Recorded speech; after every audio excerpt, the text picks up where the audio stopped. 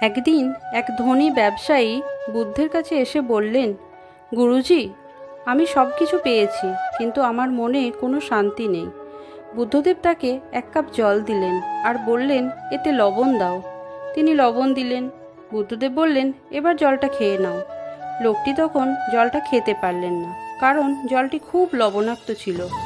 বুদ্ধদেব তখন লোকটিকে একটি বড় হ্রদে লবণ ঢালতে বললেন। লোকটি হ্রদে লবণ ঢাললেন। তারপর বুদ্ধদেব লোকটিকে হ্রদের জলটি খেতে বললেন।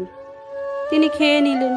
তখন বুদ্ধদেব লোকটিকে বোঝালেন, দেখো, লবণ তো তুমি দুই জায়গাতেই ঢেলেছ, অথচ কাপের জলটি তুমি খেতে পারলে না, কারণ কাপটি ছোট ছিল এবং তাতে কম জল ছিল। আর হ্রদের জলটি তুমি খেয়ে নিলে, কারণ হ্রদটি ছিল বড় এবং হ্রদে প্রচুর পরিমাণ জল ছিল। ঠিক সেই রকম আমরা যদি আমাদের মনকে বড় করে রাখি, তাহলে জীবনে যত কষ্টই আসুক না কেন, তা আমাদের কাছে ছোট বলে মনে হবে। লোকটি বুদ্ধদেবের কথায় শান্ত হয়ে ফিরে গেলেন। বুদ্ধদেবের অনুপ্রেরণামূলক গল্পগুলি যদি আপনাদের ভালো লাগে, তাহলে চ্যানেলটি সাবস্ক্রাইব করে দেবেন এবং একটি ছোট্ট লাইক করে যাবেন। ধন্যবাদ।